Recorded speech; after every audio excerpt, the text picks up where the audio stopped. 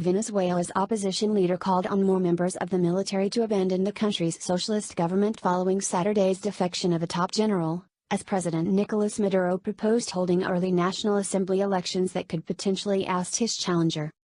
Maduro's call for early legislative voting is likely to intensify Venezuela's political standoff since challenger Juan Guaido, the United States and other nations have called for a new presidential election and the opposition-controlled National Assembly is led by Guaido, who has declared himself interim president.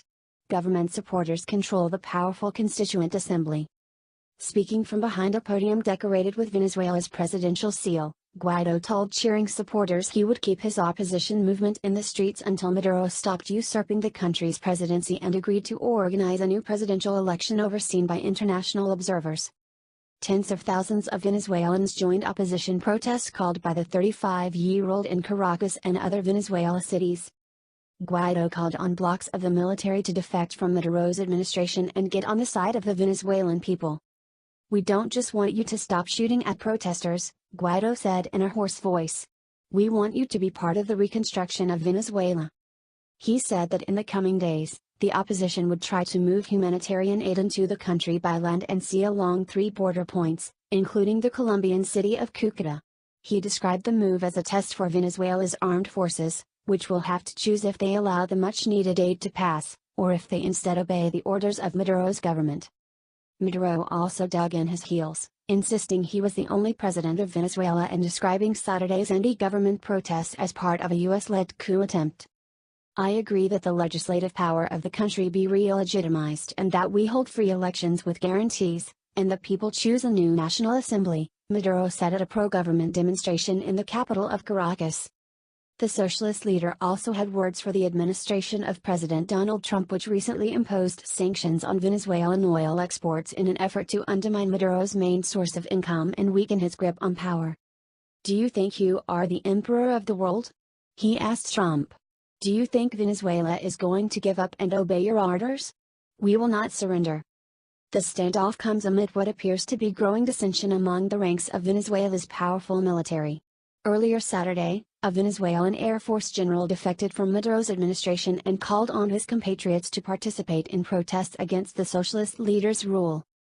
General Francisco Llanes is the first high-ranking officer to leave Maduro's government since January 23, when Guaido declared himself the country's legitimate leader by invoking 2 articles of the Venezuelan constitution that he argues give him the right to assume presidential powers. In a YouTube video, Llanes described Maduro as a dictator and referred to Guaido as his president. He didn't say if he was still in Venezuela or had left the country. The officer confirmed in a phone call with the Associated Press, from a Colombian number, the veracity of his declaration and said he would not provide further statements until given authorization by the Commander-in-Chief of the Legal Armed Force, which is President Juan Guaido. The military controls some of Venezuela's key assets, including the state-run oil company, and until now, its top brass has helped Maduro to survive rounds of mass protests in 2014 and 2017 by jailing activists and repressing protesters.